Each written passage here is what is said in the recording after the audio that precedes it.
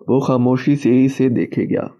ذہن کے پردے پہ وہ فوٹو البم آ گیا اور چھٹے صفحے پہ رکھی تصویر۔ آپ کو خود کیا لگتا ہے کوئی آپ کے پیچھے کیوں پڑا ہوا ہے؟ کشمالہ نے کندھے اچکائے۔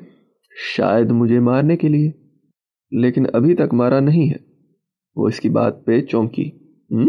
کیف اپنی جگہ سے اٹھا اور ہاتھ بڑھا کے کھڑکی کے پٹ کھول دیے، پھر باہر کی طرف اشارہ کیا۔ آپ روز اس کھڑکی میں بیٹھ کے کام کرتی ہیں، سامنے ایک کمرشل مارکیٹ ہے، اس کی کسی بھی عمارت کی کھڑکی سے آپ کو شوٹ کرنا بہت آسان ہے۔ اگر میں ہوتا تو اس سرمئی عمارت کا انتخاب کرتا۔ اشارہ کر کے ایک عمارت دکھائی۔ آپ وقت کی پابند ہیں۔ ہلکی سی مسکراہٹ کے ساتھ کھڑے کھڑے بات جاری رکھی۔ روز فکس ٹائم پہ ریسٹورانٹ پہنچتی ہیں، یہ مجھے سٹاف نے بتایا۔ کوئی آپ کا تعاقب 2 دن تک کر لے تو اسے معلوم ہوگا کہ آپ کب اور کہاں ہوتی ہیں۔ راستے میں کہیں بھی آپ کو شوٹ کیا جا سکتا ہے۔ پھر اس نے میز پہ رکھی کافی کا مگ اٹھایا۔ کپ میں 2 گھونٹ بچے ہوئے تھے۔ کپ نیچے سے پکڑ کے اونچا کیا۔ یہاں کسی بھی ویٹر یا سٹاف کو چند پیسے دے کر آپ کی کافی میں کچھ ملایا جا سکتا ہے۔ ویسے میں ہوتا تو کافی میں زہر نہ ملاتا، کیونکہ آپ آخری گھونٹ بچانے کی عادی ہیں۔ میں یہاں زہر لگاتا۔ اس نے انگلی سے کپ کے دہانے کی طرف اشارہ کیا جہاں اس کی لپسٹک کا نشان لگا تھا۔ پھر کپ رکھا اور کرسی پہ واپس بیٹھا۔ آپ کو مارنا بہت آسان ہے، میرا نہیں خیال وہ آپ کو مارنا چاہتا ہے۔ وہ بس اس کو دیکھ رہی تھی بنا پلک جھپکے۔ اس کے تاثرات دیکھ کے کیف کھنکھارا۔ میں صرف بتا رہا تھا تھیوری میں۔ کشمالہ نے جھرجھری لے کر سر جھٹکا۔ اف۔ پھر لہجے کو نارمل رکھتے ہوئے پوچھا، آپ کے خیال میں کوئی مجھے سٹاک کیوں کر رہا ہے؟ ظاہر ہے آپ کو ڈرانے کے لیے، اور ڈرانے والے کی غذا آپ کا ڈر ہوتا ہے۔ جس دن آپ اس غذا کو روک دیں گی وہ کمزور پڑ جائے گا۔ پھر مسکرایا۔ کیا میں ہائر کر لیا گیا ہوں؟ ہائر ہونے کا فیصلہ آپ خود کریں گے۔ میرے پاس گارڈز زیادہ دیر نہیں رہتے، اس لیے میں ہر آنے والے کو رکھ لیتی ہوں۔ کچھ دن بعد یا آپ جاب چھوڑ جائیں گے یا موجود رہیں گے۔ وہ اس کی آنکھوں میں دیکھ کے ٹھہر ٹھہر کے کہہ رہی تھی، لیکن ایک بات یاد رکھی، میں کسی کو کام میں کوتاہی کی وجہ سے کبھی فائر نہیں کرتی۔ میں لوگوں کو چانس دیتی ہوں، کام سکھاتی ہوں، لیکن اگر وہ مجھ سے جھوٹ بولے، میری پیٹھ پیچھے مجھ سے چھپا کے کچھ کریں یا کسی بھی طرح مجھے دھوکہ دیں تو میں ان کو اپنے کام اور زندگی سے بالکل الگ کر دیتی ہوں۔ اس کے بعد وہ جتنی معافی مانگ لے میں انہیں واپس نہیں لیتی۔ اس نے دیکھا کیف کے چہرے پہ ایک سایہ گزرا ہے، لیکن بظاہر وہ مسکراتا رہا۔ یعنی آپ کو ناراض کرنا بہت مشکل ہے، لیکن ایک دفعہ ناراض ہو جائیں تو منانا بھی مشکل ہے۔ مشکل نہیں، ناممکن ہے۔ وہ ہلکا سا مسکرا دی۔ کیف نے بظاہر مسکراتے ہوئے تھوک نکلا۔ یہ وہ وقت تھا جب وہ اسے بتا سکتا تھا کہ وہ وہاں کیوں آیا ہے۔ وہ اسے بتا سکتا تھا کہ کسی کے پاس اس کی تصویر ہے، کوئی اسے نقصان پہنچانا چاہتا ہے، اور یہ کہ اسے اندازہ ہے کہ کون اس کا پیچھا کر رہا ہے، لیکن وہ جانتا تھا کہ وہ اس کا یقین نہیں کرے گی۔ کوئی بھی اس کا یقین نہیں کرے گا۔ آپ کو مجھ سے کبھی شکایت نہیں ہوگی۔ پھر جیسے یاد آیا، آپ کے گارڈز بار بار جاب کیوں چھوڑ دیتے ہیں؟ آپ جان جائیں گے۔ وہ لیپ ٹاپ اٹھاتے ہوئے اٹھ کھڑی ہوئی۔ اسے ظہیر سے ملنا تھا۔ وہ دونوں ساتھ ساتھ آفس سے باہر نکلے۔ وہ آگے بڑھ گئی اور وہ وہیں رک کے موبائل کے بٹن دبانے لگا۔ وائٹ ہیئر نام کی ایک چیٹ نکالی۔ اس نے مجھے ہائر کر لیا ہے۔ یہ تو بہت آسان تھا۔ اس کی انگلیاں ٹائپ کر رہی تھیں۔ ظہیر کا آفس ٹیرس کے دوسری جانب تھا۔ درمیان میں چند کرسیاں میزیں رکھی تھیں۔ وہ وہیں بیٹھ گئی اور صفورہ کو کال ملائی۔ میں نے تمہارے کزن کو ہائر کر لیا ہے۔ گردن اٹھا کے آسمان کو دیکھا۔ سیاہ بادل دور دور سے اس کے سر پہ اکٹھے ہو رہے تھے۔ لگتا تھا آج برس برس کے اوشن کو بہا لے جائیں گے۔ گڈ، صفورہ اپنے مخصوص انداز میں بولی۔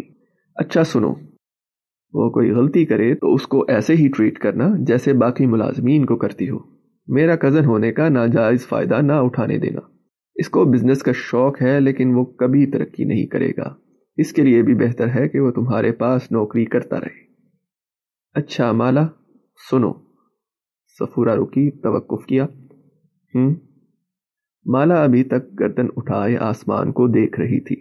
آدھا ریسٹوران اوپن ایئر تھا. بارش ان کے لیے اچھی ثابت نہیں ہوتی تھی. میں نے سنا ہے ظہیر نے اوشن کو بیچ دیا ہے. بجلی زور کی چمکی این اس کے سر پہ. کیا؟ بادل اتنے زور سے گرجے کہ زمین دہل گئی. ایوب بتا رہا تھا کہ ظہیر نے کسی لبنانی فوڈ چین کو اوشن بیچ دیا ہے. اس نے تمہیں اعتماد میں نہیں لیا؟ تمہیں کوئی غلط فہمی ہوئی ہوگی. ایسا نہیں ہو سکتا. وہ ایک دم کھڑی ہوئی. اسی پل بارش برسنے لگی، جیسے اوپر سے کسی نے پانی کا تھال الٹ دیا ہو. وہ تیز تیز چلتی ظہیر کے آفس داخل ہوئی.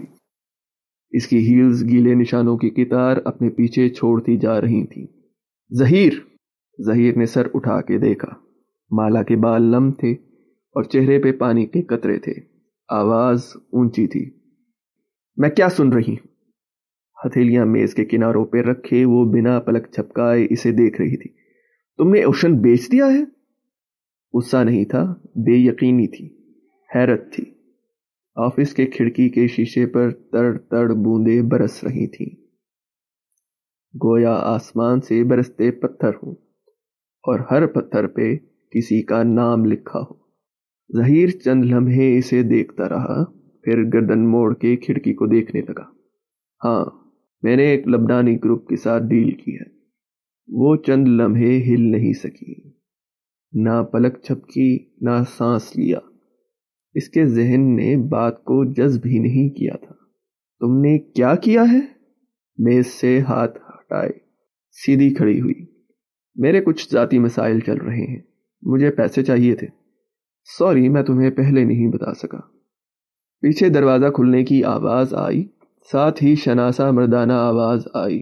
باس، آپ کا فون باہر گرا ہوا تھا، مسلسل بجے جا رہا ہے. کہنے والا خود ہی خاموش ہو گیا. آگے آیا اور میز پہ کشمالہ کا فون رکھ کے واپس ہو گیا. تم مجھے بتائے بغیر ایسا کیسے کر سکتے ہو؟